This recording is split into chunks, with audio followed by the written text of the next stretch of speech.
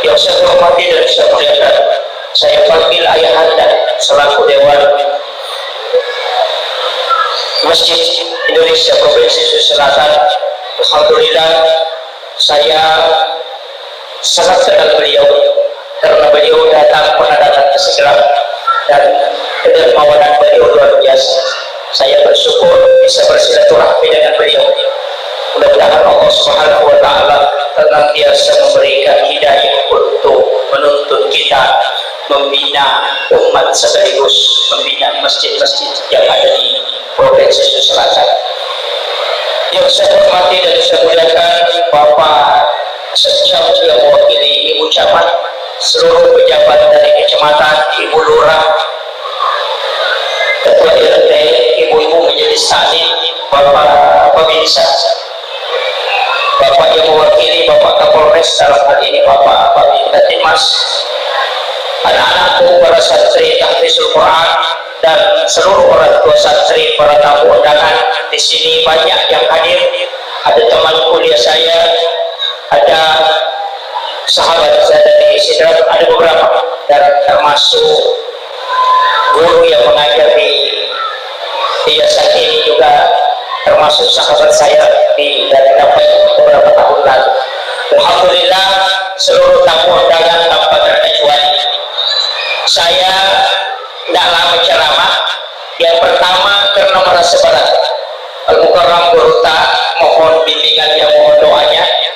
Yang kedua, saya harus melanjutkan perjalanan ke Papua. Saya harus di bandara jam 12 malam untuk berangkat ke Papua karena sudah 10 hari tidak pernah pulang ke kampung, hanya putar-putar ke Indonesia. Alhamdulillah malam ini ada tema yang diangkat oleh panitia. Mari kita tingkatkan rasa cinta kepada Rasulullah. Cinta itu tidak pernah berbohong karena dia akan terkoneksi langsung dengan kalbu, akan terkoneksi langsung dengan raut wajah, dan akan terkoneksi langsung dengan tingkah tanduk atau perilaku. Kalau ada anak muda cinta kepada satu perempuan baru disebut namanya, pasti hatinya bergetar. Itulah maksud kalimat di dalam Al-Quran, wa idza dzukirallahu wajilat qulubuhum. Ketika disebut nama Allah maka bergetar hati. Kalau cinta kepada Rasulullah, mestinya ketika disebut nama Rasulullah kalbu kita ada getaran. Kalau tidak ada getaran, berarti bukti cinta itu belum dalam. Satu. Yang kedua, orang yang cinta pasti sering menyebut. Maka salah satu tanda orang yang ingin menumbuhkan cinta yang besar kepada Rasulullah adalah banyak membaca sholawat. Kenapa sholawat ini penting? Yang pertama, sholawat itulah yang menyambung nurnya kita yang telah dititipkan oleh Allah dari Nur Muhammad, dan itulah yang tersambung langsung kepada nurnya Rasulullah SAW. Orang yang membaca sholawat itu sebenarnya menyambung nurnya dengan ruhnya Rasulullah. Ketika kita berhenti membaca sholawat, maka nur itu pun akan terputus. Kapan tersambung kembali? Pada saat kita menyebut atau bersalawat kepada Rasulullah. Itulah sehingga para ulama-ulama tirakat yang masuk ke tarekat kadang memberikan kita jalan atau metode untuk selalu tersambung dengan Rasulullah, yakni zikir yang tidak bisa baca dengan zikir yang pendek. Ketika mengangkat kaki kanan kita membaca Allah, ketika mengangkat kaki kiri kita membaca Muhammad. Pada saat kita duduk, ketika kita menarik nafas baca Allah, ketika kita mengeluarkan nafas maka baca Muhammad. Ini satu metode supaya kita tidak terlepas dari nurnya Rasulullah, roh kita selalu tersambung dengan Nabi. Kecuali masuk ke dalam WC, jangan. Ulama kita mengajarkan kalau engkau berjalan kemanapun, mau ke pasar, ke kantor, ketika jalan kaki, setiap mengangkat kaki Allah Muhammad, Allah Muhammad. Ketika engkau duduk, tarikan nafas Allah Muhammad, Allah Muhammad, maka kau tidak terputus dengan nurnya Rasulullah. Yang kedua, kau termasuk hamba yang tidak lalai dari zikir kepada Allah. Akan tetapi ini tidak mudah, butuh riyadhah, butuh latihan. Kita butuh hidayah dan taufik, karena ada dua hal yang selalu kita minta. Makanya penceramah kalau di akhir ceramahnya selalu mengatakan walillahi taufik wal hidayah. Saya tidak pernah dengar mengatakan walillahi hidayah wat taufik. Yang disebut selalu duluan walillahi taufik dan hidayah. Kenapa taufik? Kenapa hidayah? Apa bedanya? Hidayah itu adalah petunjuk, sedangkan taufik adalah penjagaan dan bimbingan langsung. Contohnya, saya bertanya, di mana itu masjid Taqwa, Taqwa Makassar, yang mengatakan kalau dari tol turun, kemudian belok, ambil kanan, baru masuk. Di situ ada lorong, pas sebelah kiri, sebelah kanan, di situ. Itu sebenarnya namanya hidayah, petunjuk. Tapi kalau saya katakan di mana itu masjid Taqwa Makassar, kemudian mengatakan ayo sini saya antar kau ke sana, itu adalah taufik. Maka hidayah adalah tuntunan Allah, sedangkan taufik adalah Allah yang menjaga. Hampir semua orang menghafal doa masuk masjid, itu hidayah. Tapi ketika mau masuk masjid, tidak semua orang ingat doa itu. Itulah bedanya taufik dan hidayah. Kadang-kadang kita masuk masjid kita lupa, nanti dulu baru ingat. Semua orang tahu bahwa sholat sunat 2 rakaat sebelum subuh itu lebih afdal, lebih mulia daripada dunia dan isinya. Tapi tidak semua orang mampu melakukan itu. Hidayah dan taufik, dua hal ini kita butuhkan. Hidayah yang menarik kita dalam kebaikan, taufik yang selalu menjaga kita supaya tidak keluar dari rel yang telah dijaga oleh Allah dan Rasulnya. Maka saya sampaikan bahwa ilmu tidak akan ada nilainya kalau Allah tidak memberikan taufik. Saya kasih contoh bahwa ilmu tidak menyelamatkan, Pak. Tidak ada orang di dalam masjid ini yang tidak tahu kalau menginjak kulit pisang itu jatuh. Kita semua tahu, tapi kenapa masih ada orang jatuh gara-gara kulit pisang? Padahal dia sudah tahu. Berarti ilmu tidak menyelamatkan. Ilmu itu pengetahuan, tapi Allah yang memberikan keselamatan. Dari situlah ulama kita dari dulu hafal Quran, hafal hadis, tahu semua ilmu, tapi masih tetap berdoa. Kenapa? Karena dia tahu bahwa kemampuanmu hanya berusaha dan berdoa, urusan terakhir Allah yang menentukan. Inilah yang harus kita pegang. Makanya saya sampaikan bahwa semua langkah kita, apakah penjual, apakah pejabat, apakah seorang guru atau seorang ekonom atau apapun, langkah kita yang pertama mulai karena Allah dan Rasulnya. Jalanlah karena dia, jangan pernah mundur dan bergeser hanya karena penilaian manusia. Itu kuncinya. Saya kemarin sempat menyampaikan begini, jika engkau memulainya karena Allah, maka jangan pernah berubah karena hanya manusia yang menilai. Tetaplah istiqomah di mana kau memulai, dan akhirnya pun akan engkau mendapatkan rahmat dari situ. Banyak orang, Pak, ketika dicaci, dicerca, mundur, padahal dia memulai karena Allah. Tidak ada pekerjaan di dunia ini, tidak ada tantangan, tidak ada. Maulid ini saja kita anggap baik, ada yang menyalahkan. Coba. Ada yang menganggap maulid ini adalah bid'ah, pelakunya masuk neraka. Kalau kita pakai pendapat ini, semua yang hadir di sini dan yang paling pertama ketua panitia baru ikut ustaznya karena dia yang pakai. Kalau ini yang kita yakini, tapi apa perbedaan dua pendapat ini? Saya selalu mengambil jalan tengahnya. Orang yang tidak bermaulid itu adalah orang yang sangat takut melakukan sesuatu yang bisa membuat dia masuk neraka. Sedangkan orang yang bermaulid adalah orang yang berusaha keras mencari pahala dan berkeserta syafaat supaya dia bisa selamat nanti. Itu kuncinya. Citi utama ranaka, citi mencinta tahu surga. Kan pada itu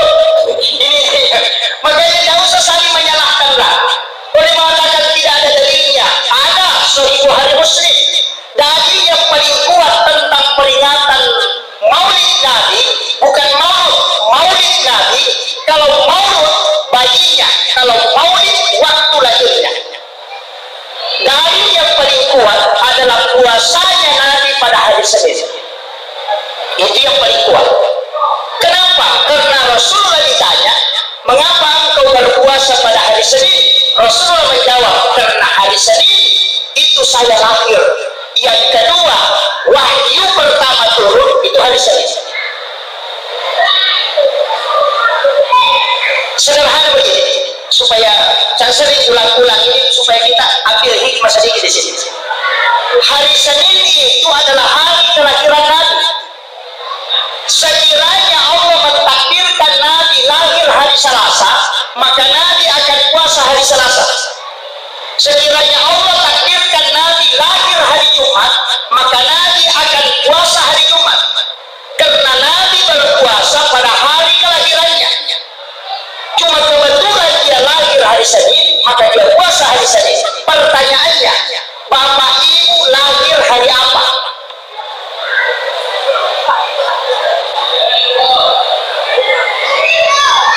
Kalau lahir hari Rabu, puasa hari Rabu. Kalau lahirnya hari Kamis, puasa hari Kamis. Jadi wah, bagaimana Ustaz? Berarti salah satu. Tidak. Ulama kita mengatakan begini, siapa yang puasa hari Senin, maka dia puasa sunnah hari kelahiran Nabi, dan itu sunnah. Mulai dari sejak Nabi lakukan sampai dunia kiamat. Yang kedua, siapa yang berpuasa pada hari kelahirannya, kalau hari Rabu dia lahir, dia puasa hari Rabu, maka dia puasa sunnah mengikuti Nabi berpuasa pada hari kelahiran, dan itu sunnah hingga dunia kiamat. Ini saya harus pelan-pelan supaya kalau cepat itu nanti tak ngerti. Nah, kenapa kita puasa? Sayyidina Ali karramallahu wajhah, itu Ali disebut karramallahu wajhah, Abu Bakar disebut As-Siddiq, kemudian Umar disebut Al-Faruq. Itu ada nama-namanya memang. Kenapa Sayyidina Ali disebut karramallahu wajhah, yang dikeramatkan wajahnya oleh Allah? Karena menurut riwayat dalam kitab Risalah, Sayyidina Ali tidak pernah melihat kemaluannya satu kali pun dalam hidupnya, sehingga Allah keramatkan wajahnya. Itu keistimewaan. Kalau kita, Pak, bukan kemaluan kita, anunya orang yang kita melihat, bagaimana bisa keramat wajahnya? Abu Bakar As-Siddiq karena membenarkan peristiwa Isra dan Mi'raj. Umar Al-Faruq karena dia bisa dari kata Furqan, bisa membedakan mana yang halal, mana yang haram. Saya baca dalam satu risalah bahwa Umar itu ketika makan makanan yang haram, pasti dia muntahkan. Perutnya tidak bisa menerima makanan yang tidak halal. Itu saking cepatnya bisa membedakan.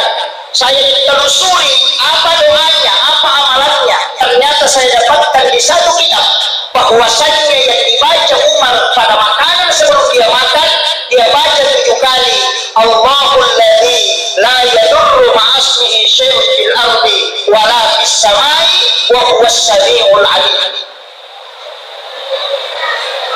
Kapan ini? Ini juga doa dibaca kalau tidak mau kita gigit nyamuk. Saya diajar guru tak, kalau tidak mau digigit nyamuk, pertemukan kedua garis tangan ini, akan baru tutup jari, baru tahan nafas, baru baca Allahul ladzi la yadurru ma'asmihi syai'un fil ardi wala fis samai wa huwas samiul alim. Baru tiupkan ke dalam makanan, usapkan ke tubuh, insyaallah tidak digigit nyamuk. Tapi kalau tidak apa, dihafal tidak apa-apa. Nanti penjual bayro di bangkrut.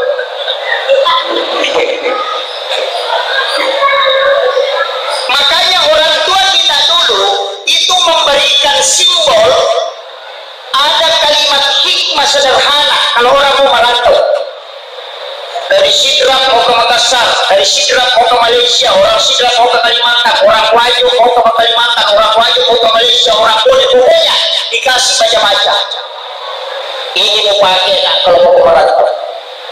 Abu Bakar tekun dulu,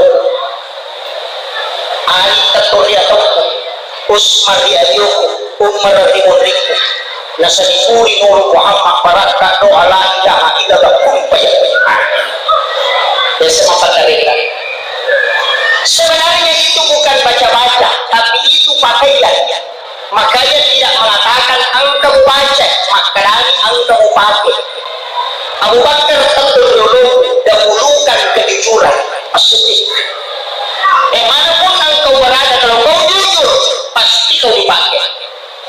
Yang kedua, Ali di sebelah kanan, Ali itu imannya kuat, maka dahulukan agamamu. Kiri Utsman, nanti persoalan harta belakangan.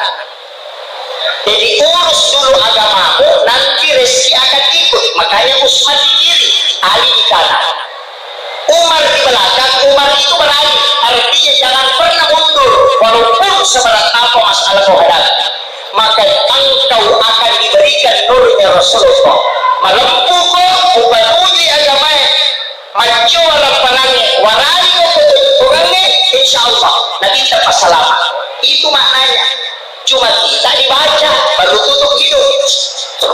Ayat itu masalah. Ini ilmunya orang dulu. Cuma kadang-kadang kita pakai. Makanya kita pakai itu bukan baca-baca, tapi itu dipakai dalam kehidupan sehari-hari. Dibuktikan dengan perbuatan. Kembali untuk menumbuhkan rasa cinta itu tadi, paling tidak kita harus kenal Rasulullah. Kenal dulu dia. Ternyata Rasulullah baru nurnya diturunkan di dalam perut ibunya Aminah, itu langit sudah terbuka pintunya. Makanya dalam 1 tahun ada 6 malam pintu langit tidak tertutup. Kalau mau berdoa, lakukan di waktu itu. Yang pertama, malam 1 Rajab. Malam 1 Rajab inilah nurnya Rasulullah masuk ke dalam perut Aminah. Yang kedua, malam nisfu Sya'ban. Yang ketiga, malam 9 Zulhijjah.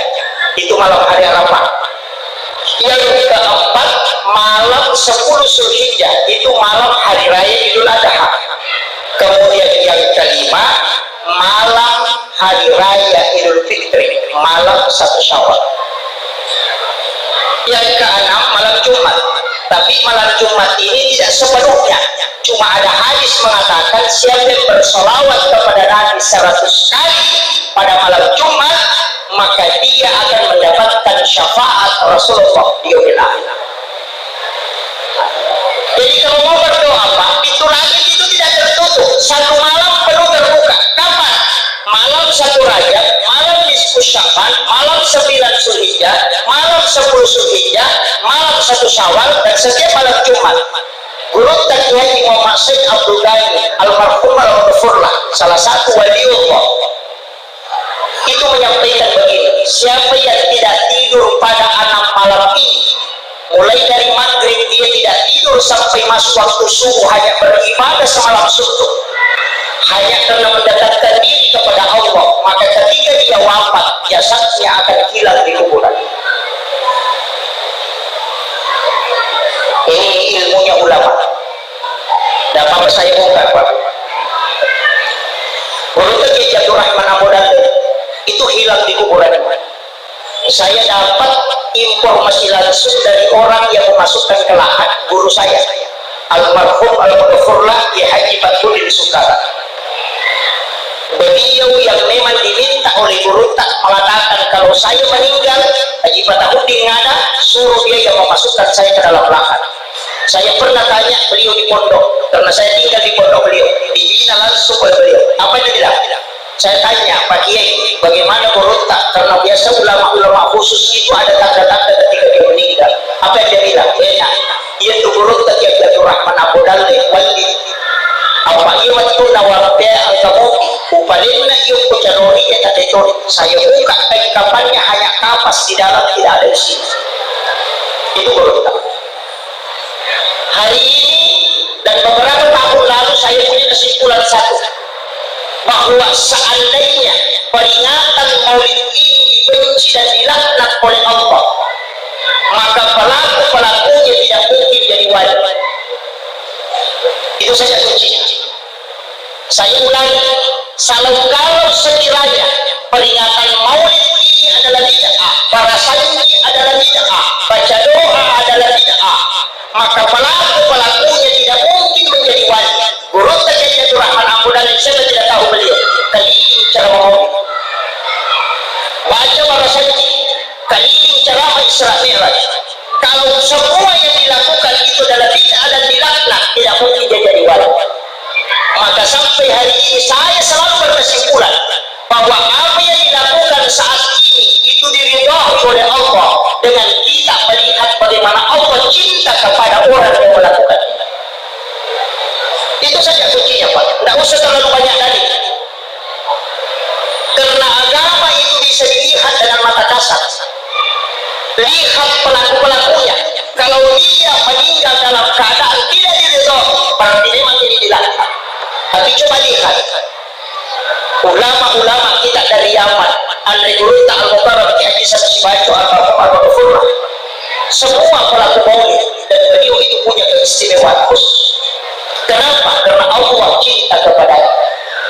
Sebenarnya ribuan pemimpin lahir sebelum Nabi, jutaan pemimpin lahir setelah Rasulullah sampai hari ini. 25 Nabi dan Rasul yang disebut di dalam Al-Quran, 24 selain Rasulullah. Dipilih ulama, kenapa cuma 2 yang diperingati maulid?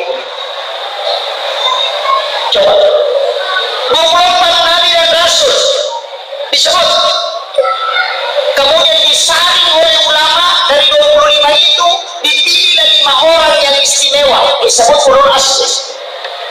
Nabi Ibrahim, Nabi Musa, Nabi Isa, Nabi Muhammad SAW. Dipilih 5 orang ini, disaring dulu. Dari 5 orang ini dipilih lagi 2. Kenapa? Cari yang paling sedikit kesalahannya, banyak kebaikannya, dan tidak panjang umurnya. Siapa? Nabi Rasulullah SAW dan Nabi Isa. Nabi Isa diperingati kelahirannya dengan Natal, Nabi Muhammad diperingati kelahirannya dengan Maulid Nabi. Makanya cuma 2. Padahal bisa semua diperingati karena kita tahu tanggalnya, karena ada di buku sejarah. Tapi kalau mau diperingati semua kelahirannya, pasti sibuk memburu. Di Afrika Selatan orang Maulid itu 6 bulan, Pak. 6 bulan.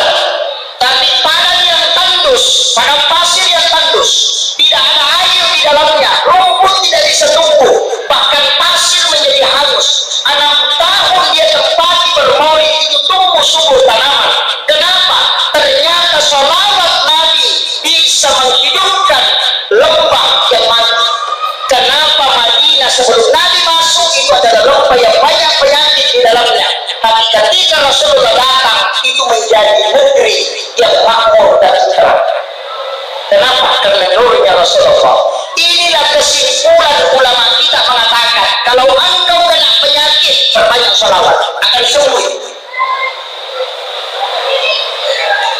Kalau ada orang hidupnya tidak jelas, suruh banyak sholawat. Karena yang bisa merubah kondisi yang tidak baik menjadi baik, itu sholawat. Kenapa? Karena ibadah yang tidak pernah ditolak cuma 2. Yang pertama sholawat, yang kedua istighfar. Salawat tidak pernah ditolak karena dia langsung kepada Nabi dan malaikat yang mendoakan. Istighfar tidak pernah ditolak. Kenapa? Karena dia langsung kepada Allah, tidak ada yang lain. Makanya saya itu kalau salawat, Pak, pakai Sayyidina. Allahumma salli ala Sayyidina Muhammad wa ala ali Sayyidina Muhammad. Banyak yang tidak sepakat dengan tidak menggunakan kata Sayyidina, masing-masing ada dalil. Tapi saya mengatakan begini, guru saya pernah menegur ketika saya baca salawat dengan mengatakan Allahumma salli ala Muhammad. Ada nasab, Dina, Maidatu Muhammad, Muhammad Akbar, Muhammad Yusuf, Muhammad Qasim, Muhammad Rafi, pakai ke Muhammad. Ya pemakadaku Allahumma salli ala Muhammad, Muhammad ini kuasa. Tapi ya pemakadaku Allahumma salli ala Sayyidina Muhammad, pasti tidak ada yang lain. Maka tentukan kalimat itu dengan menunjuk satu orang khusus. Ini berontak, tapi boleh tidak sepakat, ya sepakat silakan. Saya tidak permasalahkan itu. Makanya ulama kita itu semua punya alasan, Pak. Cuma masalahnya biasa kita tidak tahu alasannya kenapa.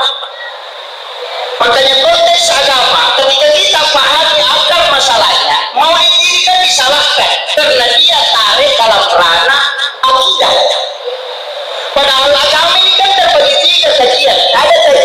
Islam ada kajian iman, ada kajian ihsan.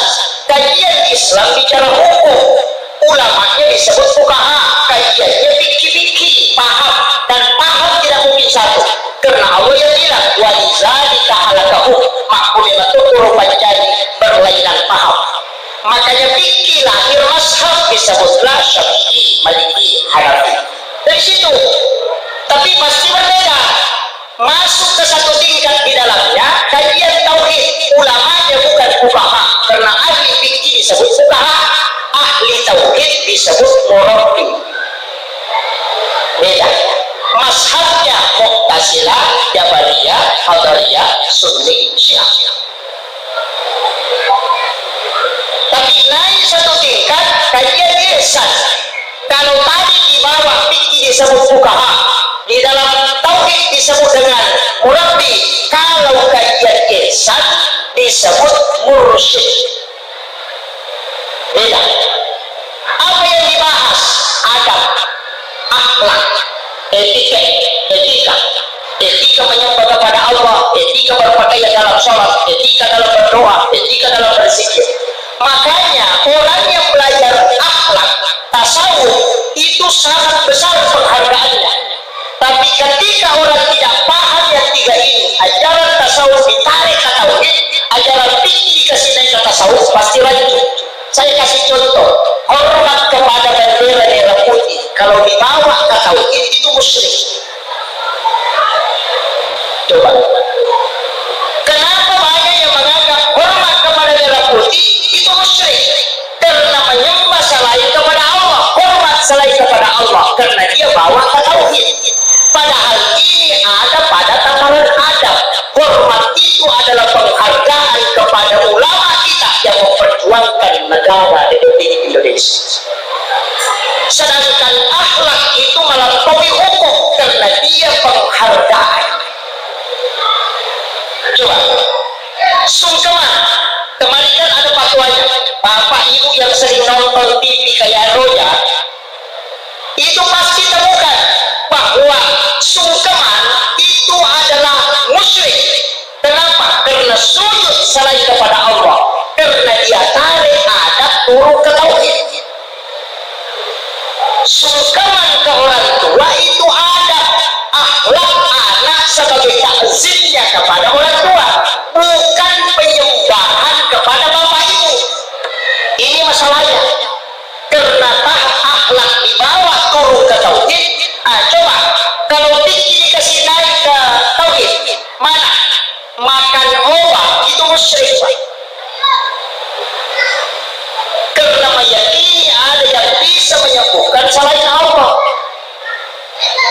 Coba, itu bahayanya kalau tidak paham ini. Makanya jangan dicampur. Saya kasih tahu, ulama tasawuf kalau singgah di warung, dia tidak mau makan kecuali dia bayar. Karena alasannya kalau kau makan dulu baru bayar, sama ketika kau ambil mangganya orang, nanti kau sudah makan baru minta. Ini bicara tasawuf. Kalau kita bicara fikih, yang penting sudah sepakat, nanti terakhir baru dibayar, selesai persoalan. Coba, makanya Pak Yahudi yang mendirikan KFC di Mongol itu menggunakan ilmu tasawuf, bayar dulu baru makan.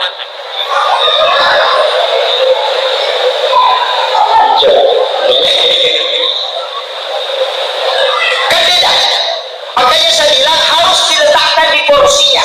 Sama dengan dokter, kalau jantungmu bermasalah jangan ke dokter kulit, tidak bakalan ditemukan. Kalau sholatmu tidak khusyuk, jangan ke ahli fikih, tanya ke mursyid mereka.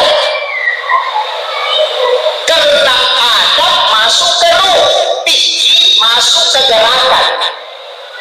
Makanya iya, tapi hilang. Kenapa? Karena fikih dia mau tarik ke tasawuf, tidak bisa. Ulama tasawuf tantangannya tidak boleh singgah di WC masjid buang air kecil, buang air besar, tidak boleh. Kau singgah mengotori tempat suci. Tapi ulama fikih Syafi'i mengatakan kalau kau singgah di WC masjid cuma makruh, bukan haram. Makruh. Makanya kalau mau selamat sudah buang air kecil baru wudu dulu baru pergi, karena kau melakukan sunnah itu menyelamatkan diri namanya. Coba. Itu kalau bicara tentang masalah kaidah. Begitu ya Pak. Kalau orang bicara hukum, dia tarik ke fikih, silakan berdebat. Imam Syafi'i, Imam Malik. Coba saya kasih tahu satu Pak. Saya pernah protes ketika baca kitab ini. Oh ternyata ini Imam Malik ini kayak kebablasan. Tapi setelah menemukan tujuannya, baru saya sadar betul kata Imam Malik. Imam Syafi'i, Abu Hanifah, Ahmad bin Hanbal mengatakan orang yang makan minum siang hari di bulan Ramadan dengan sengaja, dia hanya mengganti puasanya satu hari. Kalau dia batalkan puasanya dengan makan minum sengaja di bulan Ramadan, dia ganti hanya sesuai yang dia tinggalkan. Kalau Imam Malik tidak. Kalau dia makan minum sengaja di siang hari Ramadan, dia harus ganti 60 hari. Kenapa berbeda? Imam Malik itu meninjau ke depannya, sedangkan ulama kita sebagian melihat hukumnya. Yang mengganti 2 bulan itu adalah orang yang berhubungan suami istri di siang hari. Kalau Imam Malik tidak, yang makan minum berhubungan sama-sama 60 hari. Kenapa? Imam Malik berpikir begini, kalau ada pengantin baru 2 hari sebelum masuk Ramadan dia menikah dan ingin berhubungan, kalau dia berhubungan 2 bulan dia harus ganti. Kalau hubungannya menyebabkan puasanya batal, maka dia harus mengakali minum air 1 gelas baru berhubungan, cuma 1 kali. Coba analisanya Imam Malik. Jadi Imam Malik mengatakan bisa saja orang mengakali nanti agama. Kalau makan minum saja baru diganti cuma 1, enaklah orang yang mau melanggar. Dia makan minum baru berhubungan, 1 tidak ganti. Jadi dia bisa mengakali agama. Makanya Imam Malik tutup ini, dia tidak buka. Pokoknya makan minum berhubungan 60 hari selesai. Karena dia mengatakan kafarat itu memberi makan anak yatim kemudian berpuasa 60 hari. Sebenarnya itu adalah kafarat bagi orang yang melanggar, bukan saja hubungan, semua yang membatalkan puasa. Nah itu coba, itu Imam Malik. Saya ambil lagi satu contoh sederhana. Imam Malik itu Pak, bukan Abu Hanifah, kalau ada ayam yang dikena musibah, ditabrak motor atau tabrak mobil, kemudian lompat-lompat, kita ambil pisau kemudian disembelih, itu halal. Halal. Ayam kita menutan dalam foto, langsung ambil pisau, baca Bismillahirrahmanirrahim, foto, baru lepas. Selama ada darah menetes tidak ada sembelihan dan itu masih tergerak, berarti dia halal dimakan. Karena dia masih hidup dan pengaruh sembelihan ada. Imam Syafi'i mengatakan itu baru tadi. Biarpun bergerak, kau sembelih tetap mati. Kenapa? Karena kau mengakali, tidak kau sembelih pun mati. Coba, karena pergerakannya itu menuju ke kematiannya. Cuma kau mengakali sabotase sembelih dengan alasan mau memakan. Maka dia mengatakan gerakan itu kau sembelih tidak ada gunanya, tetap bangkai. Coba, mana mau dipakai? Kau bisa mengatakan kalau anak ayam Ustaz Syafi'i, kalau ayam besar Imam Malik, Abu Hanifah. Ya, makanya ulama kita itu hati-hati. Kalau pakai Syafi'i, kalau sudah disembelih dimasukkan ke dalam gerung seperti penjual ayam potong, masukkan ke dalam karung, kemudian di situ meninggal, tidak apa-apa. Karena yang dihitung yang pertama. Tapi kalau Imam Abu Hanifah yang dihitung yang kedua, kau sembelih baru kau masukkan ke dalam karung, kamu tindis kemudian mati, maka itu bangkai. Karena yang dihitung yang kedua. Bahaya itu. Pikirkan begitu. Pasti berdebat orang. Coba, hadis sama-sama ada hadisnya Pak. Ketika ada anak muda datang kepada Rasulullah, ya Rasulullah, Orang tua dulu Arab Badui, ya Rasulullah, kalau saya menyentuh kemaluan, kalau sudah berwudu menyentuh kemaluan tanpa berlapis, kemudian saya ingin sholat, apakah saya harus berwudu? Nabi mengatakan tidak usah, karena yang kau sentuh itu sama dengan anggota tubuh yang lain. Berarti menyentuh kemaluan tanpa berlapis tidak batal wudu. Kalau kita pakai ini hadis 29 hari kemudian dalam ilmu mustalah hadis, dan ada 3 orang anak muda datang kepada Nabi bertanya di selagi masjid, ya Rasulullah, ketika kami sudah berwudu kemudian mau sholat, tapi kami menyentuh kemaluan tanpa pelapis, apakah kami harus berwudu? Nabi mengatakan, berwudulah kalian semua. Satu pertanyaan, tapi sama pertanyaannya dengan yang kedua, tapi jawaban yang diberikan berbeda. Dari sini muncul pendapat yang pakai metode tarik menganalisa mana paling kuat.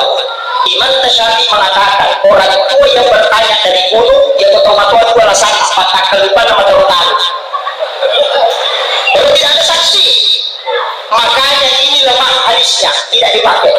Tapi tetap dia tahu ada hadisnya, cuma dia mengatakan tidak dipakai karena tidak ada saksi yang kuat. Kemudian orang tua, baru dia Arab Badui, Arab dari bumi. 3 anak muda, hafalan dan ingatannya kuat dan ada saksinya, maka ini yang lebih kuat. Itu yang disebut dengan metode tarik menganalisa. Tapi ulama lain tidak pakai itu, dia pakai yang kedua, metode amandemen yang disebut dengan nas mansukh. Hadis yang pertama mana? Oh, ternyata hadis orang tua ini dari wudu.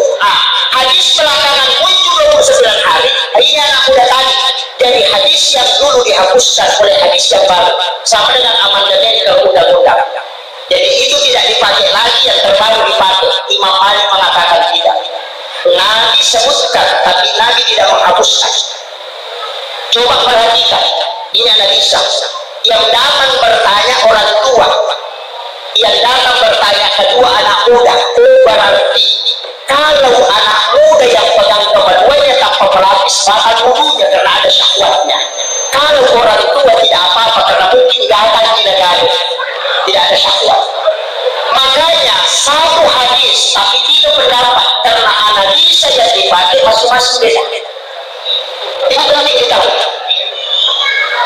Biasa saya mengatakan, kok sama-sama hadis, kenapa berbeda? Karena analisanya beda.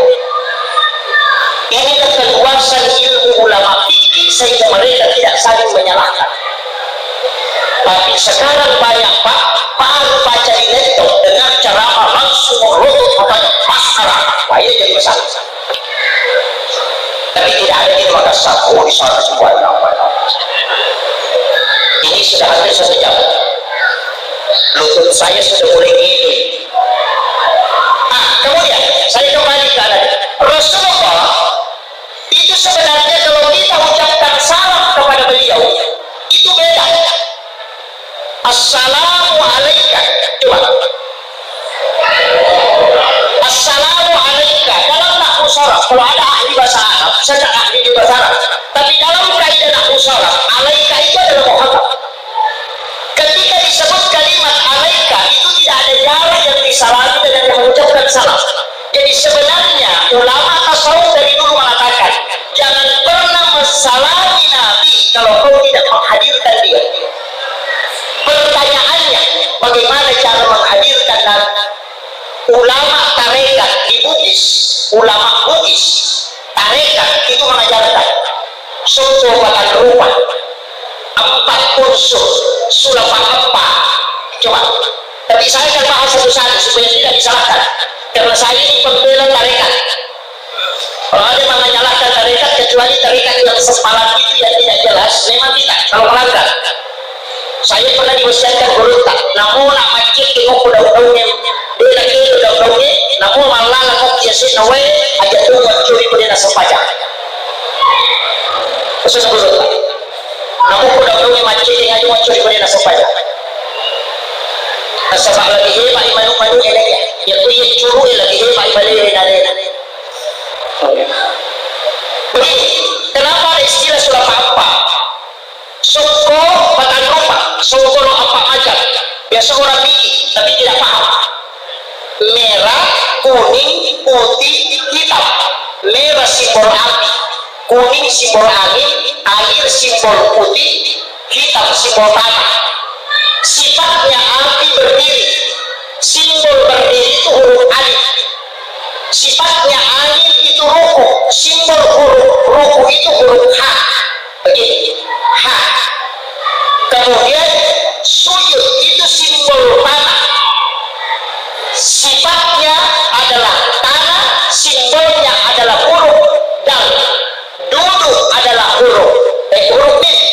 Duduk simbolnya tanah dan tanah itu huruf mim, makanya hurufnya huruf mim. Jadi kalau diruntuk alif ha mim dal, tulisannya Ahmad. Coba, itu tulisannya Ahmad. Unsur tubuh kita ini dari tanah, api, air, dan air. Tapi kalau Ustaz tidak nampak apinya. Kalau kita marah, panas telinga, itu unsur api. Kok tidak jelas? Sama dengan ibu-ibu mengambil mentega, baru ambil terigu, ambil telur, ambil gula pasir, gabungkan, baru blender, misalnya jadi roti, hilang gula pasirnya. Sudah paham? Unsur tubuh itu, empat unsur ini kalau ditarik ke sholat, tentunya alifu, ruku ha, sujud mim, tulang dal, makanya Ahmad. Jadi biasanya sempadan Ahmad, biasanya mas sempadan Muhammad, makanya Muhammad. Karena kepala mim, dada ha, pinggul mim, kaki dal, tulisannya Muhammad. Coba, itu orang dulu bahas itu Pak. Cuma kenapa lebih mudah dipahami kalau begitu? Oh iya lebih sempadan iya betul. Jadi dia sempadan ternyata tahu Pak. Itu coba. Saya sedikit masuk. Coba kita lihat tangan kita Pak, kiri kanan. Ini falsafah. Saya masuk sedikit ke ilmu hikmah. Ini ada simbol. Ini angka 8, angka Arab. Ini angka Arab, angka 8. Itu menghadap ke bawah. Begini modelnya. Baru ada angka 1, 18. Jadi sebelah sini 81. 81. Ini 18. Coba tambah itu. 18 sampai 81 itu 99. Itulah asma Allah. Kenapa ada tangan? Alif, lam, ha. Allahu pas 100. Itu orang paham dulu. Cuma sekarang berubah-ubah. Karena orang tak kejadian. Orang dulu itu tarikannya luar biasa. Sehingga dia bisa memahami unsur ini ke sini, unsur ini ke sini, unsur. Dia bisa tahu. Sehingga kalbunya cepat tebus. Karena itu pendalaman makna. Cuma sekarang tebusnya kita tidak. Dulu Pak, kalau kita mau ketemu ulama, itu sholat sunnah istihara sampai 3 hari. Sekarang gampang, tinggal SMS. Di mana posisi? Baru bilang, hotel, selesai. Sebut alamat rumah, tinggal dicari Google Maps, bicara langsung 300 meter ke depan, belok kiri. Iya, dulu bertanya ke diri untuk kalau didapat. Sekarang lebih cepat, makanya doa sudah mulai hilang. Itu kan pergeseran. Tapi saya tidak salahkan. Karena handphone juga bisa membuktikan peristiwa-peristiwa dahsyat dalam agama. Orang di tanah suci Pak, kalau disuruh video call, itu mukanya kelihatan di sini, bicara di sini, padahal tidak ada kabel dari bawah. Kok bisa bicara muncul mukanya, aslinya muncul padahal dia ada di Mekah. Kenapa guru Tajajatul Rahman Abu Dalil bisa khutbah di 2 tempat? Ya khutbah di Mekah, juga khutbah di Madinah, muridnya yang terbuka. Nanti berdebat, baru datang menghadap. Apa ada sekolah? Ya kuya, tanah, ya Tuhan wajib mewah. Saya ketemu murid yang guru di Kendari, tapi sudah meninggal di Kendari. Saya bicara langsung. Dia mengatakan begini, Ustaz, saya ini bersyukur. Guru tak dulu setelah saya selesai di Mangkoso, saya diutus ke sini mengajar, tapi saya baru 3 tahun belajar di Mangkoso. Tapi saya ke sini guru tak, minta buka. Nanti menjadi bisa nih. Saya belum tahu pakai kurte, kita boleh. Dia bisa lagi pun. Ini belum belajar. Masa dia tak mau pajuran pakai kurte Bismillah juga dong. Apa yang dia bilang? Setiap saya mau mengajar kalau subuh, saya bangun tahajud, membuka kitab itu, guru tak datang dulu di depan saya yang membacakan. Pada guru Rasulullah sudah meninggal. Itu terkoneksi. Coba kita cari deteksi, kita deteksi Pak. Guru saya beliau, Kiai Muhammad Tahir, 20 tahun lebih meninggalnya, dia beli sedang di Boswa, 400 sak, dia yang bayar, tidak ada orang yang tahu. Nanti sore yang antar Senin tunjuk fotonya, bilang ini yang bayar.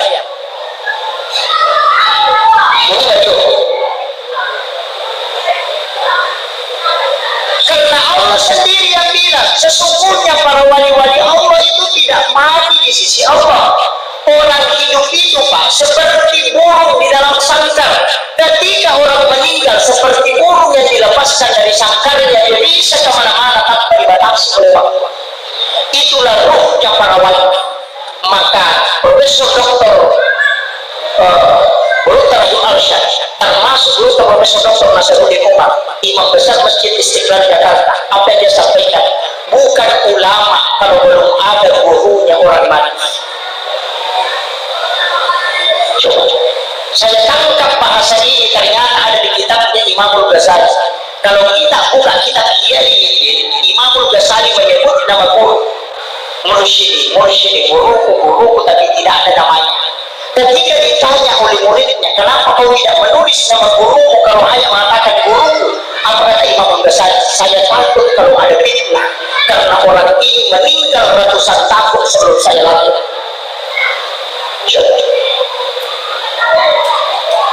Ilmunya orang dulu itu hebat, karena kalau punya tajam. Makanya saya mengajak perbanyak sholawat.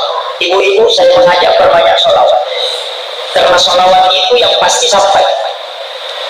Cukup kuncinya, tidak usah neko-nekonya. Kalau sholawat mau kaya, ada Allahumma sholli ala Sayyidina Muhammad wa ala Sayyidina Muhammad karihil abai wal ummahat. Insya Allah rezeki itu tidak seperti air hujan. Lagi, apa itu tahu? Belum. Kalau belum hafal, ini sudah 1 jam. Kalau belum hafal, saya kasih jalur syafaat. Orang yang dijamin selamat, kan 2 aja Pak. Pemaseya Allah Ta'ala atau syafaatnya Rasulullah. Kalau kita tidak bisa dapat rahmat Allah, cari syafaat. Siapa yang jadi syafaat? Yang pertama yang jadi syafaat, orang yang sudah bermimpi ketemu Nabi. Itu dijamin. Mau tahu amalan mimpi ketemu Nabi? Kalau mau mimpi ketemu Nabi, saya kemarin di situ sebelum tak, jangan marah dan jengkel selama 40 hari. Itu saja. Jangan marah selama 40 hari. Kalau kita Pak, 40 kali marah 1 hari.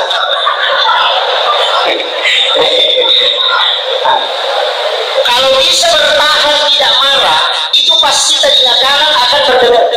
Dan itu pesan Nabi, siapa yang berdengar telinga kanannya, maka saya menyebut namanya di hadapan jamaah para malaikat yang mulia, dan malaikat itu bertasbih hingga tembus ke telinganya. Maka dari situlah kita diminta membaca basmalah, baru bersalawat dan doa kebaikan. Jangan tutup, biarkan dia berdengar, karena itu tasbihnya para malaikat, terkoneksi dengan roh kita. Cuma kadang kita kalau tadinya berdengar cukup, jangan, kecuali yang kiri tutup dengan jari telunjuk, kemudian baca la haula wala quwata illa billah, itu tolawat. Makanya sholawat kepada Nabi itu Pak, ada 2 macam. Ada sholawatnya bentuk sekarang dan akan datang, tidak terputus. Ada sholawat yang bentuk lampau, bil madi, ada bil mudhari, ada bil madi. Kalau bil madi itu sallallahu ala Muhammad. Makanya kalau mahalul qiyam dalam bahasa yang dipahami itu sallallahu, bukan Allahumma sholli. Kenapa? Karena yang disalami adalah nur Muhammad. Dia yang pertama Pak, Nabi Adam itu ketika mau menikah dengan Hawa, maharnya sholawat. Ia naruna sempat tarikae sampai salawat mahar Nabi Adam pemilu ketika mati. Dia mau Pak Guru ini. Jadi,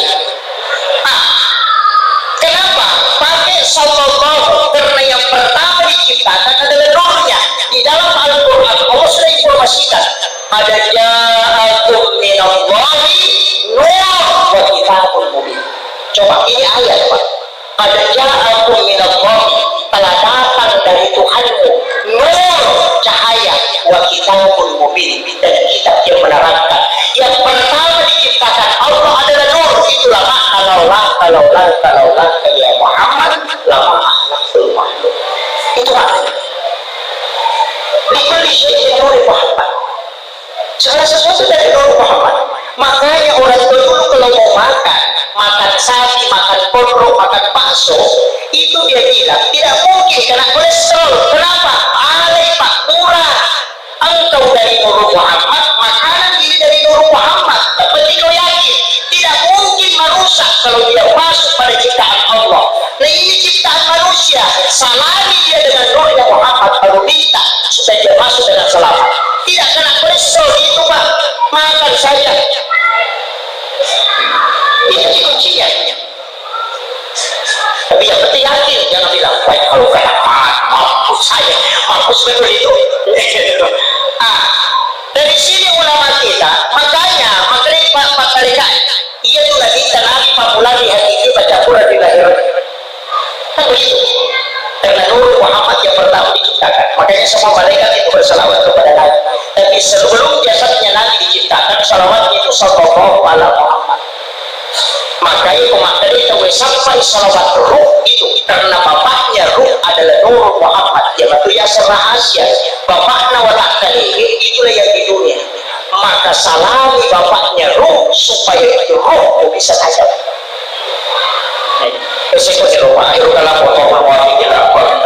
Assalamualaikum warahmatullahi wabarakatuh.